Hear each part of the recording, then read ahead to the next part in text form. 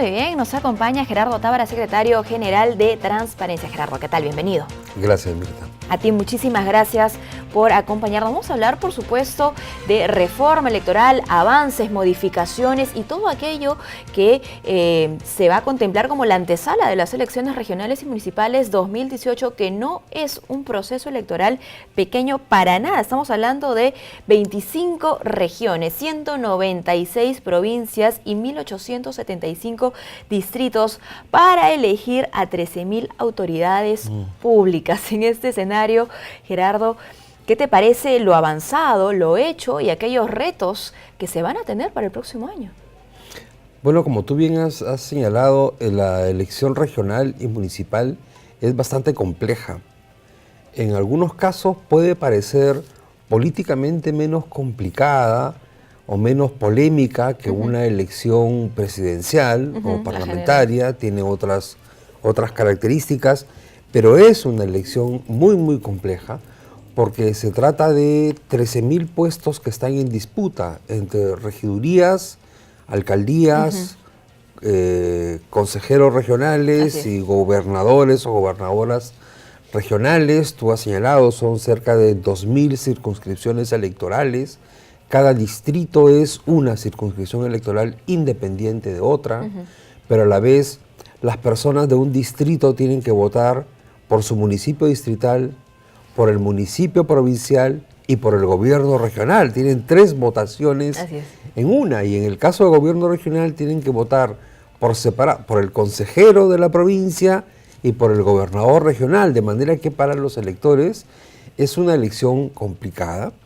Es complicada también por la cantidad de candidatos que se presentan. En el 2014 tuvimos 105.000 candidatos, y para esta elección yo creo que el número no va a bajar, es muy alta.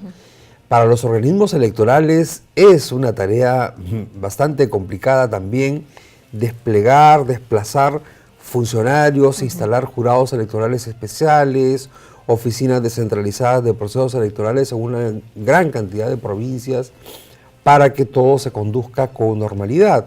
Y sin duda para los observadores electorales de transparencia es también una tarea para la cual ya estamos preparándonos para poder colaborar desde lo que nos corresponde, ¿no? Y claro que es una elección además muy importante porque esperamos que en esta podamos avanzar a mejorar la calidad de la representación política, que es el gran tema. Es decir, no se trata solamente de tener un proceso electoral bien ejecutado, bien ordenado, con el material a tiempo, con el conteo a tiempo. Con el respeto a los cronogramas. Exactamente, ¿no? Con los locales de votación organizados. Todo eso es muy importante, pero lo importante es también quiénes van a competir. ¿Con qué dinero se van a financiar las campañas electorales? ¿Con qué información vamos a contar los electores para decidir nuestro voto? ¿Y con cuántas atribuciones van a contar los organismos electorales para ejercer su labor de supervisión, de control, de fiscalización de esos procesos electorales? De manera que al final tengamos autoridades municipales y regionales que no estén marcadas por sospechas, por antecedentes de corrupción, de narcotráfico, de trata de personas, que no estamos hablando de casos extraños a nuestro país, son casos lamentablemente frecuentes y actuales en nuestro país. La cantidad de autoridades municipales y regionales involucradas en hechos delictivos es inmensa, es muy grande. La manera como la corrupción ha ido penetrando la política es bastante preocupante, y las elecciones del próximo año no están para nada exentas de esos riesgos, ¿no? Bueno, y como decía nuestro invitado en el bloque anterior, ¿no?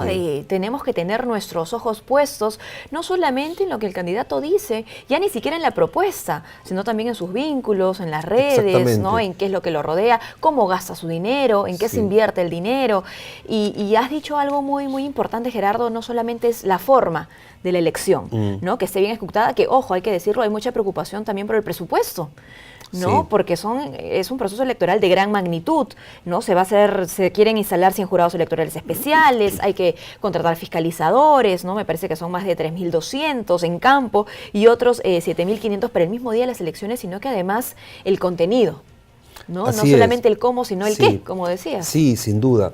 El Congreso de la República aprobó y ya fue promulgado un nuevo cronograma electoral que está bastante bien porque permite organizar de mejor manera las etapas del proceso.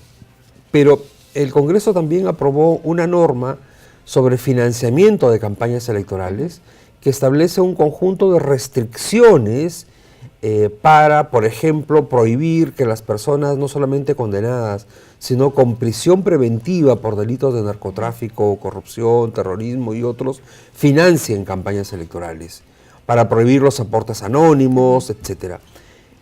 Pero lamentablemente esa misma norma, que ya fue promulgada y publicada en el Diario El Peruano, tiene un artículo que puede ser la puerta abierta a una serie de problemas mayores, que es el artículo 34.6, que señala que las organizaciones políticas ya no están obligadas a presentar reportes financieros durante la campaña electoral, final, ¿no? sino cuando todo el proceso ha concluido, es decir, cuando el jurado electoral ya entregó las credenciales a los ganadores.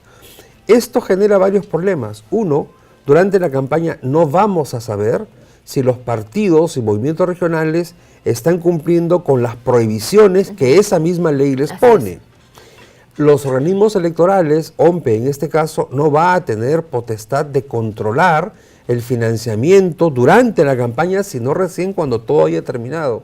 Y tercero, y muy grave, los electores ya no sabremos quién está financiando al candidato o a la candidata que viene a pedir nuestro voto, y por lo tanto tendremos un elemento menos para emitir un voto informado. Y por eso que debemos ser mucho más rigurosos ahora, ¿no? En buscar información, en informarnos, en conocer a nuestro candidato. Yo creo que tenemos que exhortar a las organizaciones políticas que, aunque esto no sea ahora una obligación legal, lo informen, y que va a ser muy importante el trabajo de la prensa y de la sociedad civil para estar muy vigilante y detectar de dónde viene el dinero y cuáles son los vínculos de cada uno de los candidatos en nuestros distritos, provincias y gobiernos regionales. Bueno, sin duda, Gerardo, tenemos un objetivo en común, ¿no?